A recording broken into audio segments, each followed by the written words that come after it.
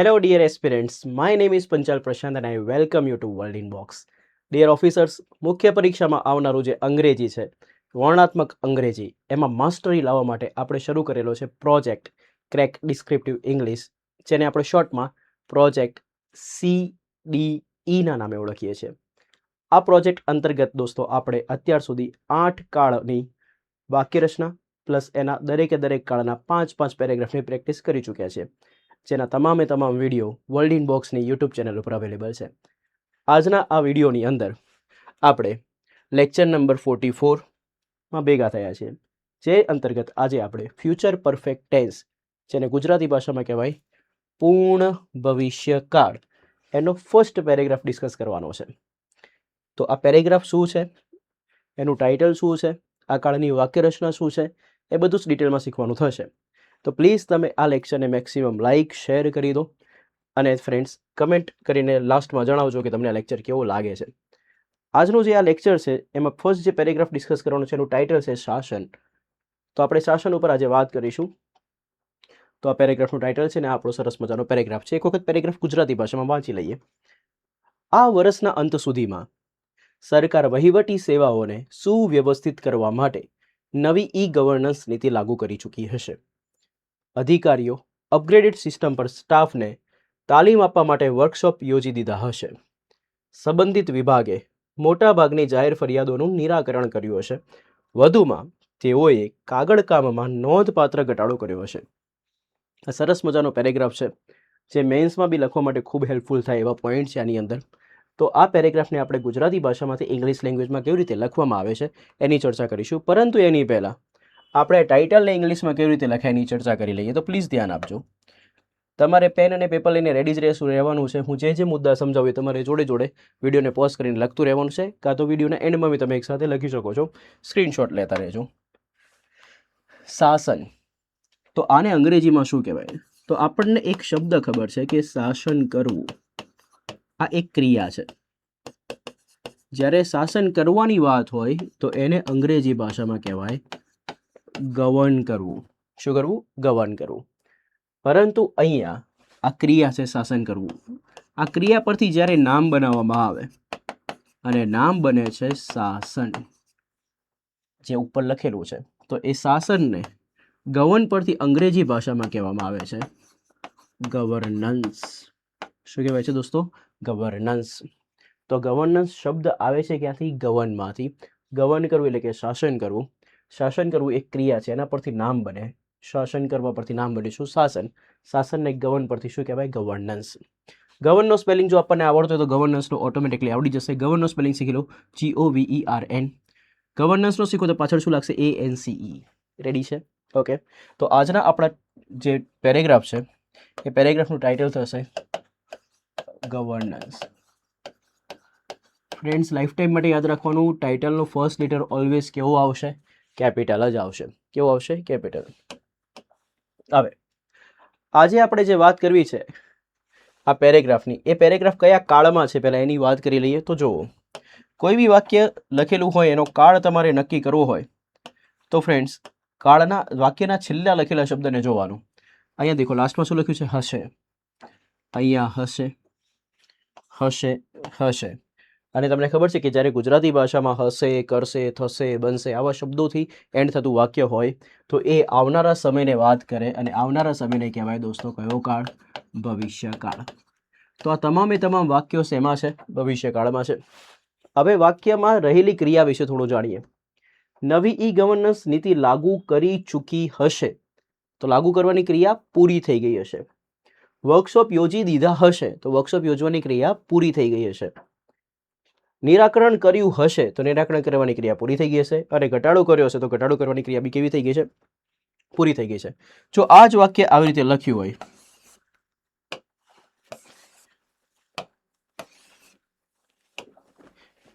કે તાલીમ આપવા માટે વર્કશોપ યોજશે, આવું લખે તો એ ક્રિયા સાદી માનવામાં આવે.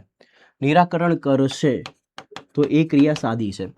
પરંતુ અહીંયા તો શું લખ્યું છે? યોજી દીધા હશે અને કર્યું હશે, એટલે ક્રિયા કેવી થઈ જાય? પૂર્ણ થઈ જાય. યસ ઓર નો? જો આવી રીતે લખ્યું નિરાકરણ કરી રહ્યા હશે તો રહી રહ્યા રહ્યું આવે ત્યારે ક્રિયા ચાલુ થઈ જાય. ઠીક છે. નોંધપાત્ર ઘટાડો કરી રહ્યા હશે તો ક્રિયા ચાલુ થઈ જાય, પણ અહીંયા રહ્યા રહ્યું એવું લખેલું નથી, એટલે ક્રિયા કમ્પલસરી કેવી છે? પૂર્ણ છે. તો દોસ્તો પૂર્ણ ક્રિયા લખવાની છે કયા કાળમાં? ભવિષ્યકાળમાં. ડન. અને આ બધી ક્રિયા ક્યાર સુધી પૂર્ણ થશે? તો અહીંયા લખ્યું છે આ વર્ષના અંત સુધીમાં. તો આ વર્ષનો અંત થઈ ગયો કે થવાનો? તો થવાનો છે. તો ભવિષ્યની વાત છે. જ્યારે અંત હશે ને ત્યાં સુધી આ બધી ક્રિયા પૂરી થઈ ગઈ હશે. તો ભવિષ્યની કેવી ક્રિયા? ભવિષ્યકાળની પૂર્ણ ક્રિયાની વાત કરીએ છીએ. તો આ બંને શબ્દને ભેગા કરીએ તો અંગ્રેજી ભાષાનો સરસ મજાનો કાળ બને, જેને કહેવાય પૂર્ણ ભવિષ્યકાળ, જેને ઇંગ્લિશમાં કહેવાય દોસ્તો ફ્યુચર પરફેક્ટ ટેન્સ. પૂર્ણ શબ્દનું અંગ્રેજી થાય છે પરફેક્ટ, અને ભવિષ્યકાળને કહેવાય ફ્યુચર ટેન્સ. બંનેને ભેગું કરો તો નામ બને શું? Future perfect tense. રેડી? હવે આ બધા જ વાક્યો પૂર્ણ ભવિષ્યકાળના છે. તો પૂર્ણ ભવિષ્યકાળના વાક્ય મારે અંગ્રેજીમાં લખવા હોય તો ઓબ્વિયસ વાળી વાત છે, મને એની વાક્યરચના આવડતી હોવી જોઈએ. યસ ઓર નો? હા. તો આપણે એની વાક્યરચના પહેલાં શીખી લઈએ. તો પૂર્ણ ભવિષ્યકાળની વાક્યરચના કેવી રીતે બનાવવામાં આવે છે? તો ફ્રેન્ડ્સ, કોઈ બી કાળની વાક્યરચના બનાવી હોય, કોઈ બી કાળ, એમાં અત્યારે વાત કરીએ છીએ પૂર્ણ કાળની, તો કોઈ બી પૂર્ણ કાળની વાક્યરચના બનાવી હોય તો ખાલી બે શબ્દ યાદ રાખવાના. પહેલો શબ્દ કાળ પ્રમાણે હેવનું રૂપ, અને એના પછી ક્રિયાપદનું V3 રૂપ. V3 રૂપ જ કેમ? કારણ કે V3 જ એ એકમાત્ર એવું રૂપ છે કે જે પૂર્ણ ક્રિયા બતાવવા માટે બનેલું છે. તો પૂર્ણ કાળની વાક્યરચના બનાવો તો કાળ પ્રમાણે હેવનું રૂપ પ્લસ V3. તમારે પૂર્ણ કાળમાં કયા કાળની વાત કરવી છે? તો પૂર્ણ ભવિષ્યકાળની. તો પૂર્ણ ભવિષ્યકાળની વાક્યરચના બનાવી હોય તો દોસ્તો અહીંયા ભવિષ્યકાળ પ્રમાણે હેવનું રૂપ આવે. કોના પ્રમાણે? ભવિષ્યકાળ પ્રમાણે હેવનું રૂપ પ્લસ V3. કોઈ બી વાક્ય હોય એની શરૂઆતમાં હંમેશા કોણ આવે? કર્તા. બીજા પાર્ટમાં આવે ક્રિયાપદ, જે ક્રિયાપદ આટલું મોટું છે ભવિષ્યકાળ પ્રમાણે હેવનું રૂપ પ્લસ V3. પછી આવે કર્મ અને પછી આવે અન્ય શબ્દો. તો આવી કંઈક વાક્યરચના બનશે જે તમને અહીંયા બી દેખાશે. કર્તા પ્લસ ભવિષ્યકાળ પ્રમાણે હેવનું રૂપ, આ રૂપ છે. પછી પૂર્ણકાળનું રૂપ, પૂર્ણકાળનું રૂપ, પછી કર્મ અને પછી અન્ય શબ્દો. રેડી? ઓકે. હવે ભવિષ્યકાળ પ્રમાણે હેવનું રૂપ તમને બનાવતા આવડતું હોવું જોઈએ. તમે અંગ્રેજી ભાષામાં આવા શબ્દો જાણતા હશો મિત્રો. એક શબ્દ તમે આવું સાંભળ્યો હશે, હેવ હેઝ, પછી એક શબ્દ હેડ, અને એક શબ્દ વિલ શેલ હેવ. તો આ બધા જે મેં રૂપો લખ્યા ને એ હેવના અલગ અલગ કાળ પ્રમાણેના રૂપ છે. હેવ હેઝ જે છે ને હેવનું વર્તમાન કાળ પ્રમાણેનું રૂપ થાય. હેડ હેવનું ભૂતકાળ પ્રમાણેનું રૂપ થાય. વિલ શેલ હેવ એ હેવનું ભવિષ્યકાળ પ્રમાણેનું રૂપ થાય. હવે કોઈના માઇન્ડમાં એવું આવે કે સર વિલ શેલ પછી અહીંયા હેઝ આવી શકે, હેડ આવી શકે? તો હું કહીશ બિલકુલ પણ ના આવી શકે. કેમ? કારણ કે વિલ શેલ પોતે મોડલ છે, અને મોડલના પછી હંમેશા ક્રિયાપદનું મૂળ રૂપ જ આવે. પણ પ્રશ્ન એ છે કે સર કોનું મૂળ રૂપ લખવાનું? તો જે ક્રિયાપદનું લખવાનું એ ક્રિયાપદનું. કયા ક્રિયાપદની વાત ચાલે છે? હેવના રૂપનું. તો તમારે હેવનું અહીંયા મૂળ રૂપ જ લખવું પડે. હેવનું મૂળ રૂપ શું થાય? હેવ પોતે થાય. કોણ થાય? હેવ પોતે. એટલા માટે અહીંયા હેઝ કે હેડ એવું લખાશે નહીં. તો ભવિષ્યકાળ પ્રમાણે હેવનું રૂપ આજ પછી કોઈ પૂછે તો શું કહેવાનું? વટથી વિલ શેલ હેવ. શું કહેવાનું? Will shall have. Will shall have પછી પ્રેમથી શું મૂકી દો? V3. એટલે તમારી વાક્યરચના રેડી થઈ જાય. તો હું તમને શીખવાડું છું કયા કાળની વાક્યરચના. તમે મને કમેન્ટમાં જણાવો કયા કાળની વાક્યરચના શીખીએ છીએ? ફ્યુચર પરફેક્ટ ટેન્સ એટલે કે પૂર્ણ ભવિષ્યકાળ. તો વાક્યરચના કંઈક આવી બની. કરતા, વિલ શેલ હેવ, V3, કર્મ અને અન્ય શબ્દો. હવે જ્યારે લખવાની વાત કરતા હોઈએ છીએ ત્યારે ફ્રેન્ડ્સ અહીંયા આપણને બે ચોઈસ મળે છે, વિલ અને શેલ. કયા કર્તા સાથે વિલ અને શેલ આવે એની ચર્ચા કરી લઈએ. તો મેં અગાઉ ઓલરેડી વાત કરેલી છે કે જ્યારે કર્તાના સ્થાને આઈ અને વી હોય ત્યારે શેલ પણ આવી શકે અને વિલ પણ આવી શકે. પણ જો કર્તાના સ્થાને આઈ અને વી સિવાયનો શબ્દ હોય તો આઈ અને વી સિવાયના બધે જ બધા કર્તા સાથે માત્ર ને માત્ર કોણ લાગશે? વિલ લાગશે. અને ઓબ્વિયસલી લખવા માટે 99% આપણે વિલનો જ ઉપયોગ કરીશું. શેલ બહુ ઓછો ઉપયોગમાં આવે છે. ઠીક છે? તો આપણે અત્યારે એવું માનીશું કે બધા કર્તા સાથે અત્યારે શું મૂકી દઈશું? વિલ. તો વિલ શેલ હેવ, V3, કર્મ અને અન્ય શબ્દો. તો આ છે વાક્યરચના. હવે વાક્યરચનામાં આ બધા શબ્દો યાદ રાખવાની કોઈ જરૂર નથી મિત્રો. ખાલી આટલા જ 3 શબ્દો યાદ રખાય. Will shall have, V3. Once again શું? Will shall have, V3. So are you ready? So very first sentence we have, આ વર્ષના અંત સુધીમાં સરકાર વહીવટી સેવાઓને સુવ્યવસ્થિત કરવા માટે નવી ઈ ગવર્નન્સ નીતિ લાગુ કરી ચૂકી હશે. તો હવે આ સરસ મજાના વાક્યને ફ્રેમ કરવા માટે આપણે સૌથી પહેલાં હું તમને શીખવાડીશ વોકેબ. રેડી? તો ચલો એક એક કરીને વોકેબ શીખીએ. લાગુ કરવું. લાગુ કરવાની ક્રિયાને કહેવાય ઇમ્પ્લિમેન્ટ કરવું. શું કરવું દોસ્તો? ઇમ્પ્લિમેન્ટ કરવું. તો આપણા માટે શબ્દ બનશે ઇમ્પ્લિમેન્ટ. ઇમ્પ્લિમેન્ટનો સ્પેલિંગ દેખી લો, IMPLEMENT. ઇઝી સ્પેલિંગ છે. હવે કદાચ એના V3 ફોર્મની જરૂર પડે તો તમને V3 ફોર્મ બનાવતા આવડતો હોવું જોઈએ. પાછળ ઈડી લાગી જશે. ઓરિજિનલ સ્પેલિંગની પાછળ ઈડી લગાવો એટલે શબ્દ બને ઇમ્પ્લિમેન્ટેડ. નવી ઈ ગવર્નન્સ નીતિ. તો દોસ્તો નીતિ એક નામ છે. નીતિ કેવી? ઈ ગવર્નન્સ વાળી, તો એનું વિશેષણ. ઈ ગવર્નન્સ નીતિ પછી કેવી? એવી પછી નવી, તો આ બી એનું વિશેષણ. તો વિશેષણ અને નામ કેવું? સીધે સીધું. તો આને ઇંગ્લિશમાં લખાય ન્યૂ ઈ ગવર્નન્સ અને નીતિને શું કહેવાય? પોલિસી. તો શું બનશે? New e governance policy. New e governance policy. Ready છે? ઓકે. જ્યારે તમે ઈ લખો છો ને તો વચ્ચે આ ચિહ્ન મૂકવાનું. આ ચિહ્નને કહેવાય હાઇફન. શું કહેવાય દોસ્તો? હાઇફન. રેડી? સુવ્યવસ્થિત કરવા માટે, જ્યારે કોઈ બી વસ્તુને સુવ્યવસ્થિત કરવું હોય તો તેને કહેવાય સ્ટ્રીમ લાઇન કરવું. કેવું લાઈન? Stream line. લાઈન જે છે ને એકદમ વ્યવસ્થિત હોય, ખબર છે? તો આ લાઈનને વ્યવસ્થિત લાઈન ન કહેવાય. ઠીક છે? તો જ્યારે તમે સુવ્યવસ્થિત કરવાની વાત કરો ને તો એને લાઈન તો કરવાની, પણ કેવી લાઈન? Stream line. ડન? હવે ધ્યાનથી સમજો. સુવ્યવસ્થિત કરવું એક ક્રિયા છે. એની પછી આવેલો શબ્દ શું છે? માટે. અગાઉના લેક્ચર્સમાં બી વાત કરેલી છે કે ક્રિયા દર્શાવતો શબ્દ અને માટે જ્યારે ગુજરાતીમાં આવી રીતે લખેલું હોય તો એને ઇંગ્લિશમાં લખવું હોય તો લખાય ટુ પ્લસ ક્રિયાપદનું મૂળરૂપ, કાં તો પછી ફોર પ્લસ ક્રિયાપદનું ING વાળું રૂપ. આપણે 99.99% પહેલો ચાન્સ કોને આપીશું? ટુ પ્લસ ક્રિયાપદના મૂળરૂપને. તો મારે એને લખવું હોય તો શું લખાશે? To streamline. શું લખાય મિત્રો? To streamline. તો ટુ સ્ટ્રીમ લાઇન. વહીવટી સેવાઓ. સેવાઓ એક નામ છે. વહીવટી એનું વિશેષણ છે. વહીવટ શબ્દ સાંભળ્યો છે? વહીવટ. વહીવટને કહેવાય એડમિનિસ્ટ્રેશન. શું કહેવાય? એડમિનિસ્ટ્રેશન. વહીવટ કરવાની ક્રિયાને કહેવાય વહીવટ કરવો. એને કહેવાય એડમિનિસ્ટ્રેટ કરવું. કેવું કરવું? એડમિનિસ્ટ્રેટ કરવું. એના પરથી એક નામ બને વહીવટ, એડમિનિસ્ટ્રેશન. વહીવટ પરથી એક વિશેષણ બને જેને કહેવાય વહીવટી. તો એડમિનિસ્ટ્રેશન પરથી શબ્દ બને એડમિનિસ્ટ્રેટિવ. એડમિનિસ્ટ્રેટિવ. આ ION નીકળી જાય, ટેટિવ થઈ જશે. TATIVE. ડન? તો વહીવટી સેવાઓ. તો અહીંયા શબ્દ બનશે એડમિનિસ્ટ્રેટિવ. એડમિનિસ્ટ્રેટિવ. અને સેવાઓને કહેવાશે શું? સર્વિસીસ. સેવાઓને શું કહેવાય? સર્વિસીસ. તો એડમિનિસ્ટ્રેટિવ શબ્દ આવ્યો ક્યાંથી? તો એડમિનિસ્ટ્રેશન પરથી. એડમિનિસ્ટ્રેશન શબ્દ આવ્યો ક્યાંથી? એડમિનિસ્ટ્રેટ પરથી. તો આવી રીતે એક એક વોકેબ તમે શીખતા જાઓ તો તમને ક્યાંય વોકેબમાં તકલીફ પડે નહીં. પણ વોકેબ શીખવાની આ પદ્ધતિ છે. તમે એક એક શબ્દ ગોખવા જશો ને તો યાદ નહીં રહે. એક શબ્દ પકડો, એના પરથી બીજા 2-4 શબ્દ, 4-5 શબ્દો શીખતા જાઓ જેટલા બનતા હોય.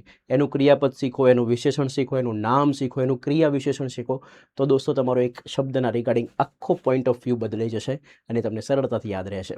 રેડી? તો વહીવટી સેવાઓને ઇંગ્લિશમાં કહેવાશે એડમિનિસ્ટ્રેટિવ સર્વિસીસ. આ વર્ષના અંત સુધીમાં. તો જ્યારે ભવિષ્યમાં કોઈનો અંત બતાવવો હોય તો એના માટે શબ્દ આવે બાય. સુધીમાં લખવા માટે શું આવશે? બાય. અંતને કહેવાશે એન્ડ અને આ વર્ષને કહેવાય ધીસ યર કાં તો ધ યર. નો નાનીનું અંગ્રેજી તમને ખબર છે શું થશે? ઓફ. તો બાય. જ્યારે તમે સ્ટાર્ટ કે એન્ડ બતાવતો ને તેની આગળ ધ આર્ટિકલ લાગે તો by the end of the year આવું લખી શકાય, કાં તો by the end of this year એવું બી લખી શકાય. રેડી? તો શું બનશે? By the end of the year. કોઈને ધ ના લખવું હોય તો એ આ વર્ષ માટે શું લખી શકે છે? ધીસ લખી શકે છે. ધીસનો જ સમાનાર્થી ધ થાય છે દોસ્તો. ડન? ધીસ ના લખું તો ધીસની જગ્યાએ શું લખાય? ધ. તો by the end of the year કાં તો by the end of this year. તો મેં તમને બધા વોકેબ શીખવાડી દીધા છે. બધા વોકેબ આપણી પાસે છે. આ વોકેબનો ફાયદો ઉઠાવીને અને સરસ મજાનું વાક્ય બનાવવાનું. પહેલું વાક્ય છે ફ્યુચર પરફેક્ટ ટેન્સ એટલે કે પૂર્ણ ભવિષ્યકાળનું. તો હું બનાવું છું, તમારે સમજવાનું છે, તો પ્લીઝ સમજતા જજો. સૌથી પહેલું વાક્ય લખવા માટે તમે ધ્યાનથી દેખશો તો તમને આ કોમા દેખાશે. દેખાય છે? તો આ આખા વાક્યના છે ને 2 પાર્ટ પડેલા છે. એક આ પાર્ટ ને બીજો આ પાર્ટ. હવે રિયાલિટી એવી છે કે કોમાની પહેલા વાળો પાર્ટ પહેલા લખવો પડે અને કોમાની પછી વાળો પાર્ટ પછી લખાય. રેડી? તો પહેલા આપણે આ પાર્ટને કમ્પ્લીટ કરીશું. તો પ્લીઝ ધ્યાન આપજો. આ વર્ષના અંત સુધીમાં તો એને લખવું હોય તો શું લખાય? By the end of the year. પહેલો પાર્ટ પૂરો થઈ ગયો. હવે આવશે બીજો પાર્ટ. સરકાર વહીવટી સેવાઓને સુવ્યવસ્થિત કરવા માટે નવી ઈ ગવર્નન્સ નીતિ લાગુ કરી ચૂકી હશે. પૂછો કોણે નવી નીતિ લાગુ કરી ચૂકી હશે? તો સરકાર. સરકારને કહેવાય ગવર્મેન્ટ. ગવર્મેન્ટ આગળ હંમેશા કયો આર્ટિકલ? ધ. તો એ શબ્દ બનશે ધ ગવર્મેન્ટ. લાગુ કરી ચૂકી હશે તો લાગુ કરવાની ક્રિયા જે છે એ હશે એટલે ભવિષ્યમાં છે. ક્યાં છે? ભવિષ્યમાં. અને લાગુ કરી ચૂકી છે એટલે લાગુ કરવાની ક્રિયા પાછી કેવી છે? પૂર્ણ છે એટલે પૂર્ણ ભવિષ્યકાળ થયો. જેની વાક્ય રચના મેં તમને હમણાં જ યાદ કરાવડાવી દોસ્તો. શું છે? will shall have પછી શું લખવાનું? V3. ગવર્મેન્ટ સાથે શેલ ના વાપરી શકે એટલા માટે ગવર્મેન્ટ સાથે આવશે will. પછી શું આવશે? have. લાગુ કરવાની ક્રિયાનું V3 ફોર્મ લખવાનું જે છે બને છે શબ્દ કયો? Implemented. So the government will have implemented. હવે વારી આવી કર્મની. કર્મ માટે પ્રશ્ન પૂછો શું લાગુ કરી ચૂકી હશે? તો જવાબ મળે છે નવી ઈ ગવર્નન્સ નીતિ. રેડી? તો બસ આપણે એને લખીએ. નવીને કહેવાશે ન્યૂ ઈ ગવર્નન્સ નીતિને શું કહેવાય? Policy. New e governance policy. હવે બાકી વધેલા શબ્દોને કહેવાશે અન્ય શબ્દો. તો કયા કયા અન્ય શબ્દોની જેમ વાક્યમાં આવેલું છે? તો વહીવટી સેવાઓને સુવ્યવસ્થિત કરવા માટે. આટલો પાર્ટ જે છે ને એ આપણા માટે અન્ય શબ્દોની જેમ કામ કરશે. તો તમને ખબર છે કે ગુજરાતી કરતાં અંગ્રેજી ભાષા ઊંધું છે તો પાછળથી આગળ આવીને કામ કરવું પડશે. તો પાછળથી આગળ આવીશું તો સૌથી પહેલાં લખવું પડશે સુવ્યવસ્થિત કરવા માટે. અને સુવ્યવસ્થિત કરવા માટે લખવું હોય તો લખાય ટુ સ્ટ્રીમલાઇન. જિંદગીમાં યાદ રાખવાનું કે જ્યારે તમે અંગ્રેજી ભાષામાં ક્રિયાપદ લખો છો, સ્ટ્રીમલાઇન કરવું એટલે કે ક્રિયાપદ કરવું. ક્રિયાપદ છે શું છે? સુવ્યવસ્થિત કરવું. ત્યારે એનો કર્મ 99.99% હોય કે ના બી હોય. તો હોય તો એ શોધવા માટે તમારે પ્રશ્ન પૂછી જ લેવાનો શું અથવા કોનેથી. તો પ્રશ્ન પૂછો શું અથવા કોનેથી. પૂછો કોને સુવ્યવસ્થિત કરવા માટે? તો વહીવટી સેવાઓને. તો ઓફિસર્સ, મજાની વાત એ છે કે વહીવટી સેવાઓને જે છે ને કર્મ બન્યો, પણ કયા ક્રિયાપદ માટે? લાગુ કરવા માટે કે સુવ્યવસ્થિત કરવા માટે? તો સુવ્યવસ્થિત કરવા માટે. અને નિયમ તમને ખબર છે, કર્મના એન્ડમાં જો નો નાની નું ને હોય ને તો લખવામાં આવતું નથી. એટલા માટે શું લખાશે? વહીવટી સેવાઓ. વહીવટી સેવાઓને ઇંગ્લિશમાં લખવું હોય તો શું કહેવાય? એડમિનિસ્ટ્રેટિવ સેવાઓને શું કહેશો? સર્વિસીસ. રેડી છે? ઓકે.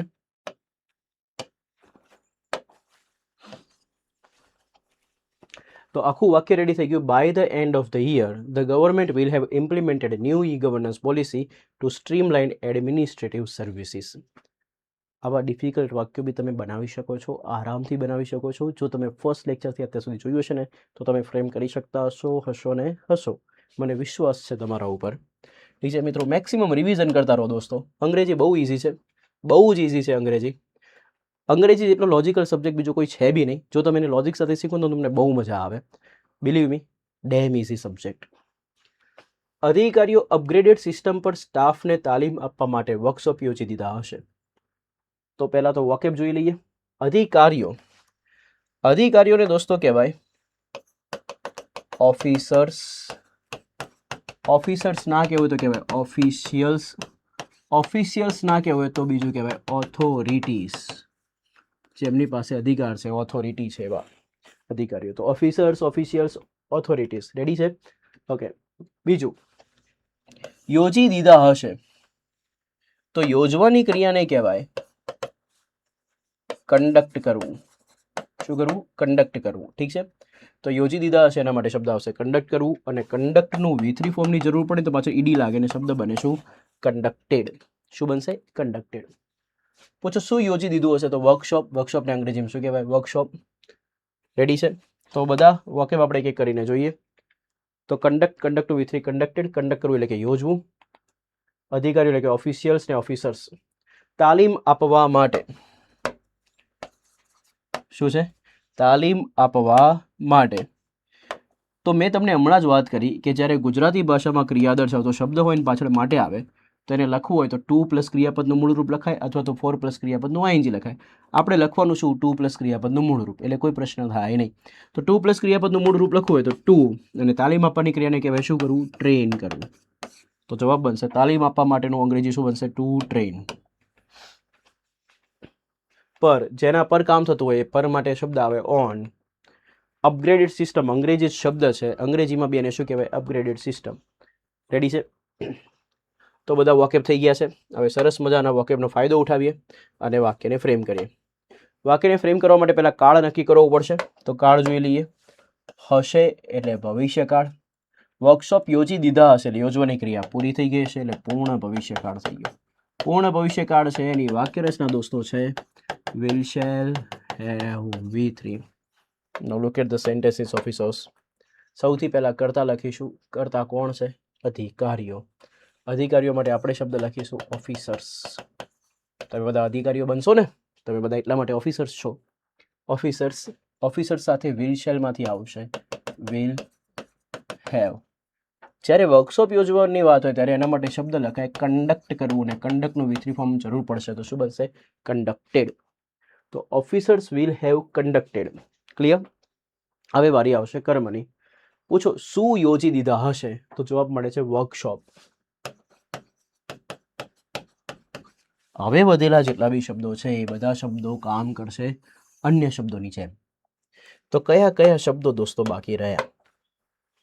તો અપગ્રેડેડ સિસ્ટમ પર સ્ટાફને તાલીમ આપવા માટે. આટલું બધું બાકી રહી ગયું. રેડી? તો બસ આપણે એને બનાવી દઈએ. ગુજરાતી કરતા અંગ્રેજી ઊંધું તો પાછળથી આગળ આવવું પડશે. તો શબ્દ બનશે શું? Officers will have conducted workshop. તાલીમ આપવા માટે તો ટુ ટ્રેન. ઓકે, હવે ગેમ અહીંયા છે. મેં તમને હમણાં જ લાસ્ટ સેન્ટેન્સમાં જ મેં તમને વાત કરી કે જેવું ક્રિયાપદ આવે તો એનું કર્મ છે કે નહીં ચેક કરી લેવાનું. કર્મ માટે પ્રશ્ન પૂછવાનો શું અથવા કોનેથી. પૂછો કોને તાલીમ આપવા માટે? તો જવાબ મળે છે સ્ટાફને. તો આ જે છે ને મિત્રો સ્ટાફને એ કર્મ છે. કયા ક્રિયાપદ માટેનો? તો તાલીમ માટેનો. અને તમને રૂલ ખબર છે કે કર્મના એન્ડમાં નો નાની નું આવે તો એને લખવામાં આવતું નથી. તો આપણે ને નહીં લખવાનું, આપણે ખાલી લખવાનું શું? સ્ટાફ. એટલા માટે એ શબ્દ આવશે ટુ ટ્રેન સ્ટાફ. આવા ડિટેલમાં નિયમો શીખવા માટે રેગ્યુલર વિડીયોઝ જોતા રહેવું પડશે. તો ટુ ટ્રેન સ્ટાફ. સેના પર તાલીમ આપી છે તો અપગ્રેડેડ સિસ્ટમ પર. પરનું અંગ્રેજી થાય શું? ઓન. અપગ્રેડેડ સિસ્ટમને તો કહેવાય અપગ્રેડેડ સિસ્ટમ. એ પોતે અંગ્રેજી વર્ડ જ છે. સો આપણું વાક્ય રેડી થઈ ગયું. Officers will have conducted workshop to train staff on upgraded system. Ready છે? તમારા વોકેબ વધી રહ્યા હશે, તમારું નોલેજ અંગ્રેજી ભાષામાં વધી રહ્યું હશે. તો એના માટે થઈને દોસ્તો મેક્સિમમ શેર કરી દો વિડીયોને. સંબંધિત વિભાગે મોટાભાગની જાહેર ફરિયાદોનું નિરાકરણ કર્યું હશે. તો જોઈએ વોકેબ સંબંધિત વિભાગો. ખૂબ સારો શબ્દ છે. સંબંધિત એટલે રિલેટેડ ડિપાર્ટમેન્ટ એવું નહીં. તમે પાછા સંબંધીઓમાં ના જતા રહેતા. અહીંયા સંબંધિત વિભાગો લખવાનો છે. તો વિભાગો એક નામ છે, સંબંધિત એનું વિશેષણ છે. વિભાગોને કહેવાય ડિપાર્ટમેન્ટ. એકથી વધુ છે એટલા માટે લખીશું ડિપાર્ટમેન્ટ્સ. હવે સંબંધિત એટલે કે એના રિગાર્ડિંગ જે કનેક્શનમાં છે તો એના માટે શબ્દ આવે કન્સર્ન. કયો શબ્દ આવે? કન્સર્ન. કન્સર્નનું સ્પેલિંગ દેખો CONCERNED. વન સેકન્ડ, શું? CONCERNED. કન્સર્ન. કન્સર્ન એટલે કે લાગતું વળગતું. જે પર્ટિક્યુલર ડિપાર્ટમેન્ટ હોય લાગતા વળગતા ડિપાર્ટમેન્ટની વાત છે. પર્ટિક્યુલર મુદ્દાના ભાગ રિગાર્ડિંગ. તો કન્સર્ન ડિપાર્ટમેન્ટ એટલે કે સંબંધિત વિભાગો. રેડી? સંબંધિત વિભાગોનું અંગ્રેજી થશે કન્સર્ન ડિપાર્ટમેન્ટ. એની આગળ કયું આર્ટિકલ લાગશે? ધ. બીકોઝ ડિપાર્ટમેન્ટ જે બી હોય એની આગળ ધ આર્ટિકલ લાગે. અહીંયા એકથી વધુ વિભાગોની વાત છે એટલા માટે શું છે? ડિપાર્ટમેન્ટ્સ. નિરાકરણ કરવું. દેખો જિંદગીમાં ઘણી બધી મુશ્કેલીઓ છે, ઘણી બધી પ્રોબ્લેમ્સ છે. એ બધી પ્રોબ્લેમ્સનું આપણે એક એક કરીને નિરાકરણ લાવીએ છીએ. યસ ઓર નો? નિરાકરણ લાવવાની જે ક્રિયા છે ને દોસ્તો એને કહેવાય એડ્રેસ કરવું. શું કરવું? એડ્રેસ કરવું. હવે એડ્રેસનો સ્પેલિંગ તમને શીખવાડું. ડ્રેસનો સ્પેલિંગ આપણને બધાને આવડે? આવડે ને? હા, ડ્રેસનો સ્પેલિંગ બધાને આવડે. એની આગળ એડી લગાવી દો એટલે શબ્દ બનશે શું? એડ્રેસ. ડન. આ એડ્રેસ એટલે પાછું નામની રીતે આવે ને તો સરનામું બી થાય. અને ક્રિયાપદની રીતે આવે તો શું થાય? નિરાકરણ કરવું. તો પ્લીઝ યાદ રાખજો, અહીંયા એડ્રેસ શબ્દ છે જે નિરાકરણ કરવા માટે વપરાયેલો છે. એનું V3 ફોર્મની જરૂર પડે તો શબ્દ બનશે એડ્રેસ્ડ. મોટા ભાગની જાહેર ફરિયાદો. જ્યારે ગુજરાતીમાં લખ્યું મોટા ભાગની અને અંગ્રેજીમાં લખું તેના માટે શબ્દ બનેલો છે મોસ્ટ ઓફ ધ. શું દોસ્તો? Most of the. જાહેર ફરિયાદો, જાહેરને કહેવાય પબ્લિક, ફરિયાદોને કહેવાય ગ્રીવિયન્સીસ. ગ્રીવિયન્સીસનો સ્પેલિંગ ખાસ ધ્યાનથી જોઈ લો. GRIE, વાનનો આવડે VANCES. અહીંયા તકલીફ પડે એવું લાગે છે થોડું, પણ અહીંયા ધ્યાન આપીશું તો તકલીફ નહીં પડે. GRIE VANCES. ફરિયાદો નામ હતી. ફરિયાદો કેવી? જાહેર, તો એનું વિશેષણ. જાહેર ફરિયાદો પાછી કેવી? મોટા ભાગની, તો આ બી વિશેષણ. તો વિના કેવું? સીધે સીધું. તો most of the public grievances. Ready છે? ઓકે, ચાલો, સરસ મજાના વોકેપ થઈ ગયા છે. હવે કંઈ બાકી નથી. તો આ વોકેપનો ફાયદો ઉઠાવીને તમારે આ વાક્ય કમેન્ટમાં લખીને બતાવવાનું છે કે તમારાથી આ વાક્ય શું બને છે. Please write down sentences. તો આઈ હોપ તમે વિડીયો પોઝ કરી દીધો હશે અને તમે સેન્ટેન્સ ફ્રેમ બી કરી દીધું હશે અને તમે કમેન્ટ બી કરી હશે. હું એક એકની કમેન્ટ વાંચીશ દોસ્તો. તમને કોઈ બી ડાઉટ હોય તો વિધાઉટ એની હેઝિટેશન, કોઈ બી હિચકિચાટ વગર તમે મને કમેન્ટમાં તમારો ડાઉટ પૂછી શકો છો. હું ડેફિનેટલી તમને રિપ્લાય કરીશ. રેડી? પ્લીઝ ફોકસ કરજો દોસ્તો. સૌથી પહેલાં કર્તાની જરૂર પડશે. કરતા પૂછો, કોણે જાહેર ફરિયાદોનું નિરાકરણ કર્યું હશે? તો સંબંધિત વિભાગે. ડન. તો સંબંધિત વિભાગોની વાત થાય છે, તો સંબંધિત વિભાગની વાત કરીએ તો દોસ્તો અહીંયા શબ્દ બનશે ધ કન્સર્ન ડિપાર્ટમેન્ટ. જો એક જ વિભાગ હોય તો ડિપાર્ટમેન્ટ, એકથી વધુ હોય તો ડિપાર્ટમેન્ટ્સ. ડન. અહીંયા આપણે વિભાગે જ લખ્યું છે તો આપણે સિંગ્યુલર જ રાખીએ, તો ડિપાર્ટમેન્ટ જ રાખીએ. The concern department. હવે બીજા સ્ટેજમાં આવશે ક્રિયાપદ. ક્રિયાપદ માટે તો કાળ ખબર હોવું જોઈએ. તો હશે એટલે ભવિષ્યકાળ. નિરાકરણ કર્યું હશે તો નિરાકરણ કરવાની ક્રિયા પૂર્ણ છે, તો વાક્ય બને પૂર્ણ ભવિષ્યકાળ, જેની વાક્ય રચના શું બને? Will, shall, have, V3. તો અહીંયા શબ્દ ડિપાર્ટમેન્ટ માટે આવશે વિલ, પછી હેવ. નિરાકરણ કરવાની ક્રિયાને કહેવાય એડ્રેસ કરવું. એનું V3 ફોર્મની જરૂર છે તો શું આવશે? Addressed. So the concern department will have addressed. કરતા આવી ગયું, ક્રિયાપદ આવી ગયું. હવે વારી આવશે કોની? કર્મની. કર્મ માટે પ્રશ્ન પૂછો, શું અથવા કોનું, કોની, કોનાથી. પૂછો કોનું નિરાકરણ કર્યું હશે, તો જવાબ મળે છે મોટા ભાગની જાહેર ફરિયાદોનો. તો આપણો કર્મ છે. કર્મના એન્ડમાં નો નાની નું લખવામાં આવતું નથી. મોટા ભાગની જાહેર ફરિયાદોને ઇંગ્લિશમાં કહેવાય most of the public grievances. Ready? ગ્રીવેન્સીસનો સ્પેલિંગ હજુ કહું છું, ખાસ જોઈ લેજો. એક્ઝામમાં ભૂલ પડવાના ચાન્સીસ છે, આપણાથી ના થવી જોઈએ ભૂલ. GRIEVANCES. રેડી છે? Okay. So the concern department will have addressed most of the public grievances. વધુમાં તેઓએ એક કાગળ કામમાં નોંધપાત્ર ઘટાડો કર્યો હશે. અહીં એક શબ્દ છે વધુમાં, તો જે હોય ને એમાં કંઈક વધારો થાય તો એને કહેવાય એડ કરવું. ડન. એ વધારાને કહેવાય એડ કરવું. એના પરથી શબ્દ બને એડ પરથી એડિશન. શું બને? એડિશન. અને માને કહેવાય ઇન, તો વધુમાને કહેવાય ઇન એડિશન. ઠીક છે? થોમસ આલ્વા એડિશનની વાત નહીં થતી. વધુમાનું અર્થ શું થશે? In addition. ઘટાડો કરવો. ઘટાડો કરવાની ક્રિયાને કહેવાય રિડ્યુસ કરવું, મિટિગેટ કરવું. તો અહીંયા આપણે નોર્મલ શબ્દ લખીએ રિડ્યુસ કરવું. એનો V3 ફોર્મ રિડ્યુસ્ડ. કાગળ કામ. કાગળ કામ તો બધાને આવડે, પેપર વર્ક. તેઓએ. તેઓ એટલે કોને? તો જે અધિકારીઓ હતા ને એ લોકોની વાત છે. અધિકારીઓ એક વચન કે બહુવચન? બહુવચન.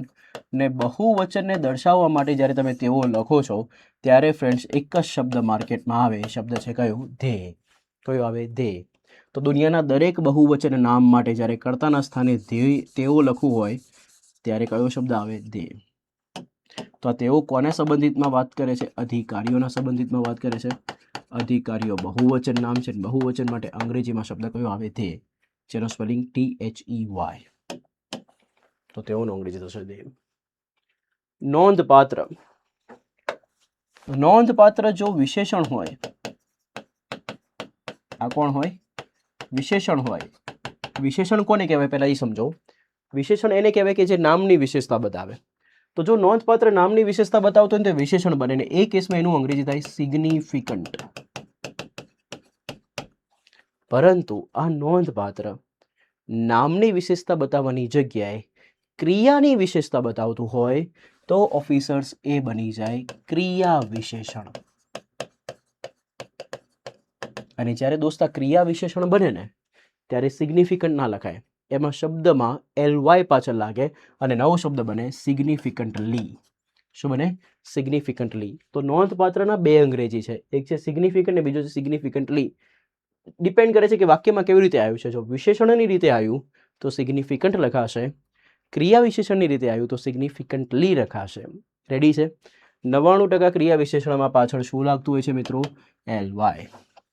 તો હવે પ્રશ્ન એ છે કે સર આ વાક્યમાં જે નોંધપાત્ર લખેલું છે એ નોંધપાત્ર કોના વિશે વાત કરે છે? નામની વિશેષતા બતાવે છે કે ક્રિયા કેવી રીતે થઈ છે એની વિશેષતા બતાવે છે? તો વાક્યને વાંચો તો આઈડિયા આવશે. તે વધુમાં તેઓએ કાગળ કામમાં નોંધપાત્ર ઘટાડો કર્યો હશે.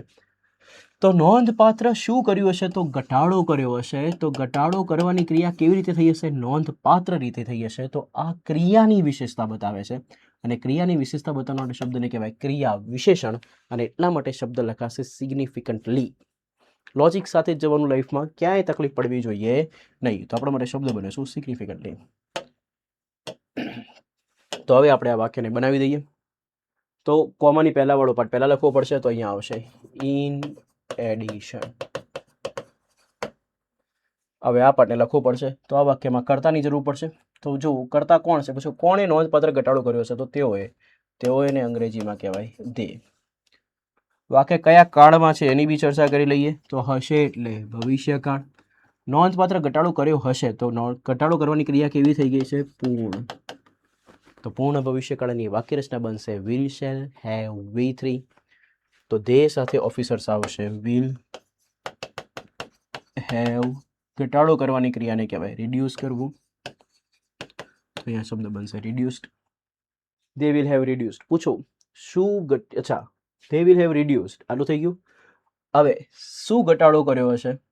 નથી ખબર. કોને ઘટાડો કર્યો હશે? નથી ખબર. તો આપણા માટે હવે શબ્દ વધ્યા, બધા અન્ય શબ્દો છે. તો કાગળ કામમાં નોંધપાત્ર. તો હવે આને કેવી રીતે લખાય? તો ગુજરાતી કરતા અંગ્રેજી ઊંધું છે, તો પાછળથી આગળ આવી જાઓ. નોંધપાત્રને લખાય સિગ્નિફિકન્ટલી. કાગળ કામમાં માને લખાય ઇન અને કાગળ કામને લખાય પેપર વર્ક. તો આપણું વાક્ય બન્યું in addition they will have reduced significantly in paper work. Done.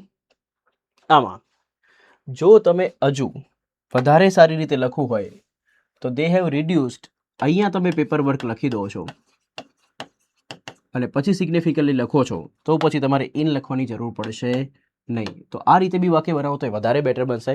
જેમાં ક્રિયા વિશેષણ તમે ક્યાં લખશો? લાસ્ટમાં. બંને રીતે વાક્ય બનાવી શકાય. મેં પહેલા આવી રીતે બનાવેલું છે. In addition they will have reduced significantly in paper work. એક આ રીતે બનાવ્યું.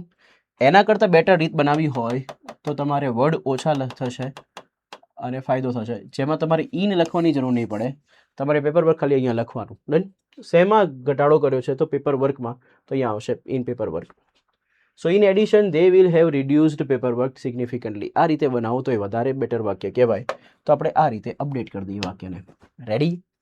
ઓકે. સો આપણે સરસ મજાનું વાક્ય બનાવી દીધું છે દોસ્તો, જેમાં ક્રિયા વિશેષણ આપણે ક્યાં લખ્યું છે? લાસ્ટમાં લખ્યું છે. રેડી? તો સરસ મજાનો સૌથી પહેલો પેરેગ્રાફ આજનો આપણો કમ્પ્લીટ થાય છે, જે છે ફ્યુચર પરફેક્ટ ટેન્સના આધારિત, પૂર્ણ ભવિષ્યકાળના આધારિત. પૂર્ણ ભવિષ્યકાળનો આ પહેલા પેરેગ્રાફની અંદર મેં તમને પૂર્ણ ભવિષ્યકાળની વાક્ય રચના શીખવાડી, જે હતી will shall have V3. Maximum લેક્ચરને શેર કરો, કમેન્ટ કરો અને તમે લાઇક કરવાનું તો બિલકુલ બી ભૂલતા નહીં દોસ્તો. મળીએ નેક્સ્ટ લેક્ચરમાં, જેમાં ફ્યુચર પરફેક્ટ ટેન્સનો પેરેગ્રાફ 2 ડિસ્કસ કરીશું. Till then bye bye, take care.